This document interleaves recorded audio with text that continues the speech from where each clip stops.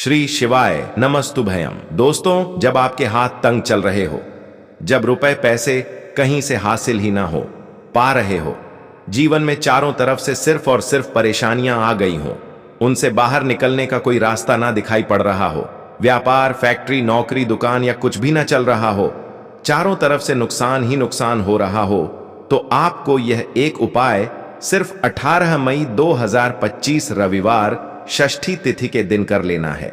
और गुरु जी ने कहा कि आप कुछ ही दिनों में देखेंगे कि आपके जीवन में कितना बड़ा चमत्कार हुआ है। धन हासिल के नए नए मार्ग बन जाते हैं, जीवन की सारी बाधाएं समाप्त हो जाती हैं और आपको सुख समृद्धि की हासिल होती है। तो चलिए जानते हैं इस विशेष उपाय के बारे में। लेकिन उससे पहले एक है, अगर आप चैनल पर नए हैं तो कृपया ज्ञान की बातें चैनल को सब्सक्राइब जरूर कर लें और कमेंट बॉक्स जय माता लक्ष्मी जरूर लिखें। मां लक्ष्मी आपकी इस वीडियो को जो भी मनुष्य पूरा देखे उसकी सारी मनोकामनाएं पूरी कर देना, उसकी झोली खुशियों से भर देना। भक्तों, क्या आप जानते हैं कि आपके पैरों की चप्पल भी आपके जीवन का भाग्य बदल सकती है? घर में सुख शांति और बरकत लाने में हमारे आसपास की हर चीज का बड़ा महत्व है। हिंदू सनातन ज्योतिष शास्त्र के अनुसार हमारे जीवन पर उन वस्तुओं का गहरा असर पड़ता है जिनका संबंध हमारे ग्रहों से होता है। इसीलिए घर की हर चीज को सही जगह पर रखना और महत्व को समझना बेहद जरूरी है। आज हम बात करेंगे पैरों में पहनने वाले चप्पल की। यह हमारे रोजमर्रा के जीवन का अहम हिस्सा है। लेकिन क्या आप जानते हैं कि यह आपकी किस्मत को भी असरित कर सकती है? सही तरीके से रखी गई चप्पलें घर में सुख और समृद्धि लाती है, जबकि लापरवाही से रखी गई चप्पलें दुर्भाग्य और आर्थिक परेशानियों का कारण बन सकती हैं। भक्तों, कहा जाता है कि किसी इंसान की चप्पल देखकर उसकी आर्थिक और सामाजिक स्थिति का अंदाजा लगाया जा सकता है। सही आदतें और चप्पलों की देखभाल न सिर्फ आपके भाग्य को संवार सकती है, बल्कि जीवन को और भी सुखद बना सकती है। तो आइए जानते हैं उन महत्वपूर्ण बातों के बारे में जो चप्पलों से जुड़ी है और जिन पर ध्यान देना बेहद जरूरी है। लेकिन उससे पहले, अगर आप चाहते हैं कि मां लक्ष्मी का आशीर्वाद हमेशा आपके साथ रहे, तो इस वीडियो को लाइक करें, चैनल को सब्सक्राइब करें और कमेंट बॉक्स में जय मां लक्ष्मी हम पर और हमारे परिवार पर कृपा करें, हमारे दुख दूर जरूर लिखें। नंबर 1, टूटी या पुरानी चप्पलें। आपने अक्सर देखा होगा कि कई लोगों के घर में टूटी हुई या बहुत पुरानी चप्पलें पड़ी रहती हैं। लोग इन्हें ठीक करवाने या फेंकने में देर कर देते हैं, लेकिन ऐसी चप्पलें घर में अशांति और नकारात्मक ऊर्जा का कारण बनती है। इसीलिए अगर आपकी कोई चप्पल टूट जाए या बेकार हो जाए तो उसे तुरंत घर से हटा दें। नंबर 2, मुख्य द्वार पर। मुख्य द्वार घर का सबसे महत्वपूर्ण स्थान होता है, जहां से मां लक्ष्मी का आगमन होता है। अगर यहां जूतों और चप्पलों का ढेर लगा रहेगा या गंदगी होगी तो यह मां लक्ष्मी को नाराज कर सकता है। ऐसा होने से घर में आर्थिक तंगी और कष्टों का सामना करना पड़ सकता है। नंबर 3, ईशान कोण में चप्पलें न रखें। घर के उत्तर पूर्व कोने को ईशान कोण कहा जाता है और इसे बेहद पवित्र समझा गया है। इस दिशा में भगवान का वास होता है। अगर आप इस जूते या चप्पल रखते हैं तो यह अशुभ समझा जाता है। इससे घर में नकारात्मक ऊर्जा फैलती है और दरिद्रता का वास हो सकता है।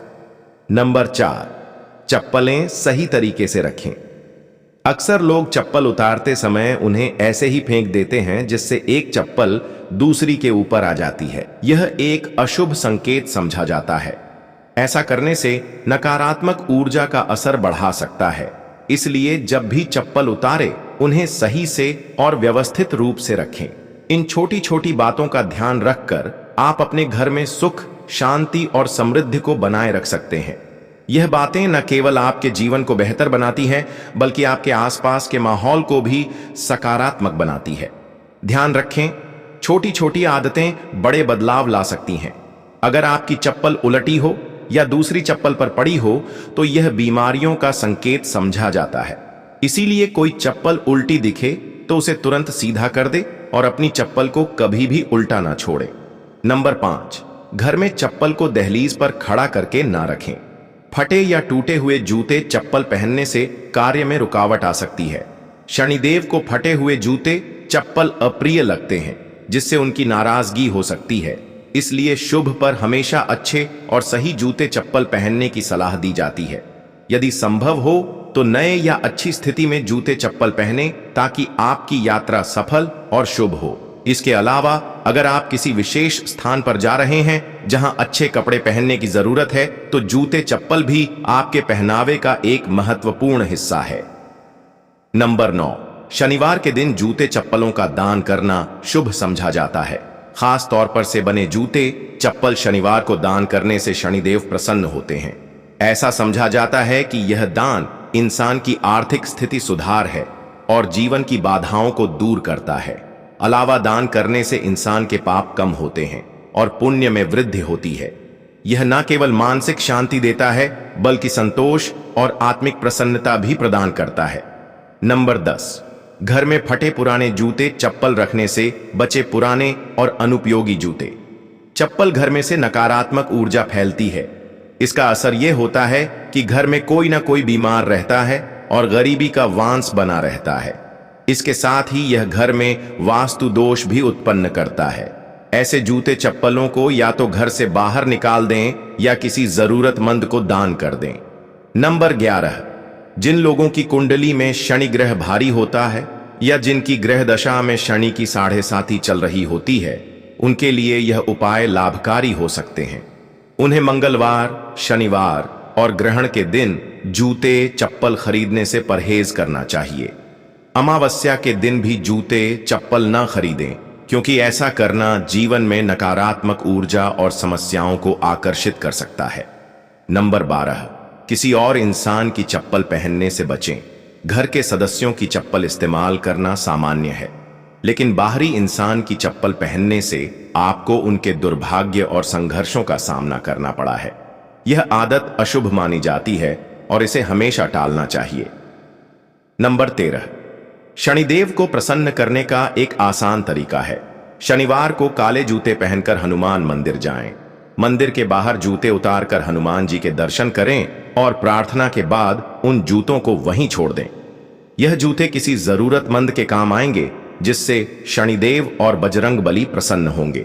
यह उपाय आपके जीवन की कठिनाइयों को दूर कर घर में सुख समृद्धि लाएगा। नंबर 14, अन्न और धन के भंडार वाले स्थान को पवित्र रखें। जहां घर का अनाज या धन रखा हो वहां जूते चप्पल पहनकर कभी ना जाए। ऐसा करना अशुभ समझा जाता है और इससे धन हानि या अन्य की बर्बादी हो सकती है। इन स्थानों को साफ सुथरा और जूते चप्पल रहित रखना बेहद जरूरी है। नंबर 15, पुराने और अनुपयोगी जूतों का उपाय। शनिवार के दिन अपने किसी पुराने या अनुपयोगी जूते पहनकर किसी चौराहे पर जाएं। वहां जूते उतार प्रार्थना करें कि आपकी धन संबंधी सभी समस्याएं इन जूतों के साथ समाप्त हो जाएं। प्रार्थना के बाद उन जूतों को वहीं छोड़कर घर लौट आए। यह उपाय आपके घर में बरकत और आर्थिक समृद्धि लाने में सहायक हो सकता है।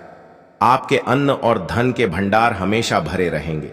भक्तों, घर के मंदिर में जो एक लोटा जल रखा जाता है उसका क्या करें? घर के मंदिर का लोटा कैसा हो? पीतल का हो, तांबे का? और घर के मंदिर में जो एक लोटा जल रखा होता है उस जल का हम क्या करें? कुछ लोग करते हैं गलती और बाद में पछताते हैं।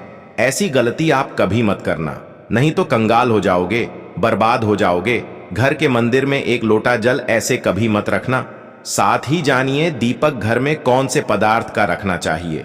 तांबे का, लोहे का, पीतल का, कांसे या फिर स्टील का, कांच का या फिर माटी का। कुछ लोग घर में रखते हैं, गलत और घर हो जाता है बर्बाद। इस पदार्थ का दीपक तो हम भी नहीं रखते। और जानिए दीपक की लौ कच्चे कलावे से बनाएं या रुई से या फिर सूती हाथ में बंधने वाले कलावे से कुछ लोग करते हैं। भयंकर गलती लग जाता है। पितृदोष, शनि दोष, काल, सर्प दोष, मंगल दोष, भयंकर से भयंकर गरीबी का दोष भी लग जाता है। भक्तों, कुछ लोग यहां पर ऐसे भी होंगे जो इस वीडियो को बीच में ही छोड़ देंगे। अगर इस वीडियो को आपको छोड़ना ही है तो छोड़ देना, परंतु लक्ष्मी जी मां का अपमान मत करना। वीडियो को अधूरा छोड़कर इसलिए आपको घर के मुख्य द्वार पर जल कैसे छिड़कना है इस कार्य विधि को पूरा ही देखें। आधा अधूरा देखने से समझ लेना आप मां लक्ष्मी का अपमान कर रहे हैं। भक्तों, बहुत समय से आप लोगों के प्रश्न आ रहे हैं कि मुख्य द्वार पर जल छिड़कने का सही समय क्या होता है। और सही विधि क्या होती है, किस समय हमें जल छिड़कना चाहिए, और क्या मुख्य द्वार पर जल छिड़कने के लिए स्नान करना आवश्यक है या बिना स्नान किए भी मुख्य द्वार पर जल का छिड़काव किया जा सकता है। झाड़ू लगाने से पहले या फिर झाड़ू लगाने के बाद जल छिड़कना चाहिए। और एक और प्रश्न आया है कि क्या पीरियड्स में हम अपने घर के मुख्य द्वार पर जल का छिड़काव कर सकते हैं या मुख्य द्वार पर दीपक दान कर सकते हैं। और जल से ही जुड़ा हुआ एक और प्रश्न है आपका कि घर के मंदिर में जो प्रतिदिन एक लोटा जल रखते हैं, उस जल का हमें क्या करना चाहिए, किस तरह प्रयोग करना चाहिए। क्या हम उसे खाने में प्रयोग कर सकते हैं या फिर हम किसी पौधे में डाल सकते हैं। उस जल का उपयोग किस तरह से होना चाहिए। और कुछ लोगों का कहना यह है कि जब हम मुख्य द्वार पर जल छिड़क हैं तो घर के अंदर की तरफ से जल छिड़क या घर के बाहर की तरफ से जल का छिड़काव करें। इसके बारे में कई लोग शंका में हैं। आज यह शंका भी दूर जाएगी और मुख्य द्वार पर जल छिड़कने से संबंधित आपका अगला प्रश्न है कि कई ऐसे लोग हैं जो कि फ्लैट में रहते हैं, कुछ ऐसे लोग हैं जो किराए के मकान में रहते हैं, एक ही कमरे में रहते हैं, तो उन्हें अपने घर पर मुख्य द्वार पर दीपदान किस तरह से करना चाहिए, जल कहां छिड़कना चाहिए। मतलब वह इस जगह को मुख्य द्वार मानकर वहां पर मुख्य द्वार से जुड़े हुए उपाय करें। तो आज की वीडियो पूरी तरह से आपके पर ही आधारित है। मुख्य द्वार पर जल छिड़कने का सही समय क्या होता है और सही विधि क्या होती है। तो देखिए, अगर आप मुख्य द्वार पर जल छिड़के तो आपको ध्यान रखना है कि जल आप एक दिन पहले ही मतलब रात को सोने से पहले एक पात्र में कोई भी आप पात्र ले सकते हैं। जैसे कि आप एक तांबे का भी पात्र ले सकते हैं। तांबे का ना हो तो आप पीतल का ले सकते हैं, स्टील का ले सकते हैं, चांदी का ले सकते हैं। जो भी पात्र पास उपलब्ध हो, एक लोटे में थोड़ा सा गंगा जल डाल दीजिए और उसके ऊपर शुद्ध जल भर दीजिए। और हां, गंगा जल ना हो तो भी परेशान होने की आवश्यकता नहीं है। सिर्फ शुद्ध जल से भी आप पात्र को भर सकते हैं और उस जल से भरे पात्र को अपने घर की रसोई में रख दीजिए। अब जैसे कि आप अगले दिन सुबह उठकर इस जल का छिड़काव अपने घर के मुख्य द्वार पर करेंगे। अब बहुत से भक्तों के प्रश्न आए हैं कि क्या हम स्नान से पहले यह जल छिड़क सकते हैं या फिर स्नान आवश्यक है। देखिए, मुख्य द्वार पर जो सुबह सबसे पहले जल छिड़का जाता है, जैसे कि जो रसोई में रखा हुआ जल होता है, यह एक तरीके से उपाय के तौर पर किया जाता है। भक्तों, घर में किसी भी तरह की परेशानी हो, किसी भी तरह के दुख दर्द रहता हो, गरीबी हो या फिर कलह क्लेश बहुत अधिक रहता है, मतलब किसी भी तरह की नकारात्मक ऊर्जा से आप परेशान हैं, बहुत समय से परेशानियों में ही गिरे हुए हैं, तो ऐसे में रसोई में रखा जाता है और यही जल घर के मुख्य द्वार पर सुबह उठकर छिड़का जाता है। इस जल के छिड़काव से आपके घर की कोई भी परेशानी हो बहुत शीघ्र समाप्त हो जाती है। इस उपाय को करने से आपके घर में सुख समृद्धि भी आती है, कलह क्लेश से भी मुक्ति मिलती है, बीमारियों से भी मुक्ति मिलती है। मतलब देखिए, किसी भी तरह की मानसिक परेशानी हो, शारीरिक परेशानी हो, आर्थिक तंगी हो या आपके घर में कोई वास्तु दोष हो, किसी भी तरह का ग्रह दोष हो, जैसे कि कई ऐसा होता है कि कई लोगों के ऊपर कई तरह के बुरे ग्रह दोषों का असर होता है, जिसकी वजह से घर में परेशानियां हमेशा बनी रहती हैं। तो ग्रह दोषों के असर से भी आपको मुक्ति मिलती है, वास्तु दोष और पितृदोष भी समाप्त होता है।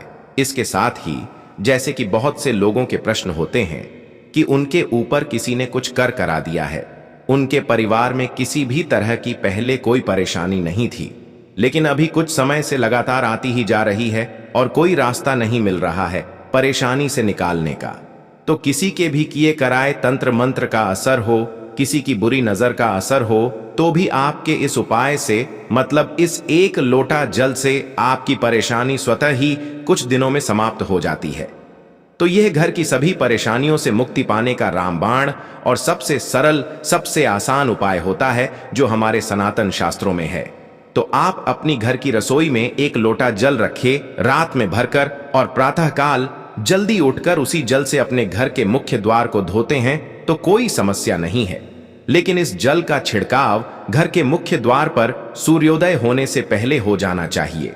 अब भक्तों, जैसे आपका अगला प्रश्न है कि क्या हमें स्नान करके इस जल का छिड़काव अपने घर के मुख्य द्वार पर करना चाहिए या फिर बिना स्नान किए भी कर सकते हैं। देखिए, यह जो हम है मतलब यह एक उपाय होता है, तो इसे हम स्नान करने के बाद नहीं करते। सुबह जल्दी उठते हैं और उठकर सबसे पहले घर की रसोई में जाएंगे। उसके बाद उस जल को लेकर आप घर के मुख्य द्वार पर जाएंगे। मुख्य द्वार खोलकर मतलब मेन गेट खोल दीजिए और उसके बाद मुख्य द्वार पर इसी जल का छिड़काव कर दीजिए और जल का छिड़काव करते समय अपने पितरों का ध्यान कीजिए, मां लक्ष्मी का ध्यान कीजिए, क्योंकि कहा जाता है कि सुबह सुबह मां लक्ष्मी प्रत्येक द्वार पर आती है, सबके द्वार पर आती है, जिनके भी द्वार खुले होते हैं, जिनके घर में जल का छिड़काव मुख्य द्वार पर हुआ रहता है, उसके घर में प्रवेश कर जाती है। तो महालक्ष्मी का अपने मन में ध्यान कीजिए और एक तरह से प्रार्थना कीजिए, हे मां लक्ष्मी, आप मेरे घर में प्रवेश करें, मैं आपका स्वागत करने के लिए तैयार हूं। और इसके बाद अपने पितरों का ध्यान कीजिए, क्योंकि हमारे घर की दहलीज होती है, वहीं पर पितरों का वास समझा जाता है।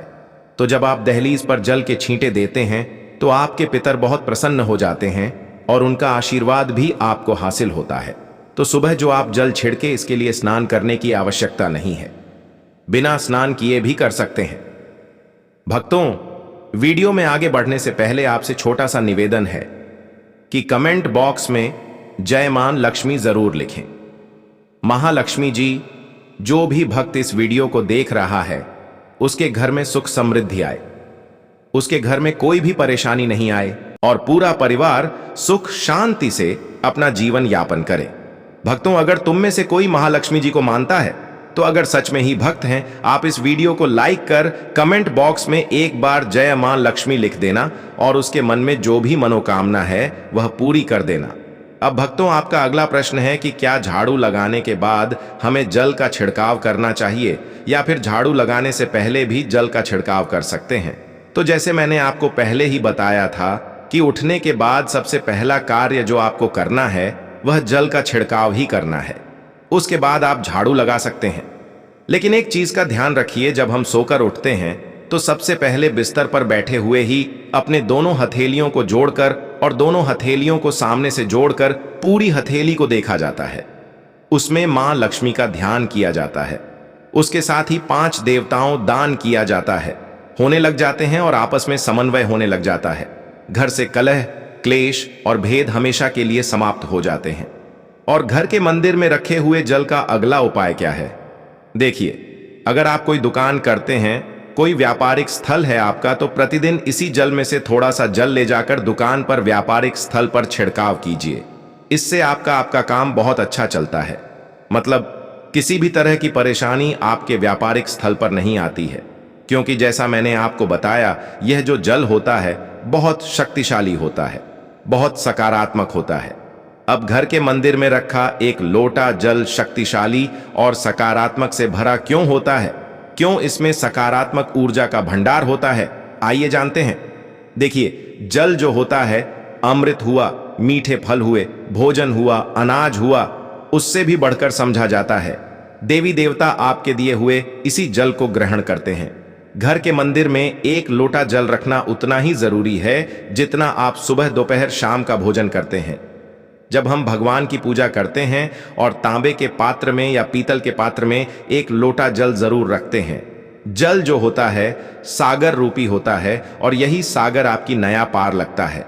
घर के मंदिर में एक जल रखने का कारण एक और यह होता है कि जो लोग भगवान को डेली भोजन नहीं करा सकते, तो वह घर के मंदिर में एक लोटा जल रखते हैं ताकि भगवान इसे ग्रहण करें और यह जल रूपी प्रसाद इसके अगले दिन, यह सुबह के समय आप प्रसाद समझकर ग्रहण करें। लेकिन याद रहे, घर के मंदिर में रखा लौटा जल कभी भी तुलसी में अर्पित नहीं करना चाहिए। उसके लिए आप अलग से तांबे के पत्र से तुलसी में जल अर्पित कर सकते हैं, क्योंकि यह जल सभी देवी देवता ग्रहण करते हैं, तो इसीलिए तुलसी में डालना वर्जित है। लेकिन हाँ, अगर आपके घर में लड्डू गोपाल है, राधा कृष्णा है और आप एक लौटा जल उनके लिए अर्पित करते हैं, तो आप अगले दिन यानी सुबह के समय वह जल तुलसी में चढ़ा सकते हैं। घर के मंदिर में जो एक लौटा जल रखा होता है, उसके अगले यानी सुबह के समय आप इस जल से अपनी आंखें जरूर धोया करें। इससे आंखों में रोशनी बढ़ती है और आंखों में जितनी भी बीमारी आ जाती है वह दूर होती है। सनातन शास्त्रों के अनुसार जो लोग घर के मंदिर में एक लोटा जल भरकर नहीं रखते तो उनके घर में अकाल पड़ जाता है, घर कंगाल हो जाता है, बर्बाद हो जाता है, परिवार में मुसीबतें आ जाती हैं और गरीबी का आगमन हो जाता है, तो और लाभकारी सिद्ध होता है। तो दोस्तों, यह थे पूज्य गुरुजी द्वारा बताए गए कुछ बहुत ही खास उपाय।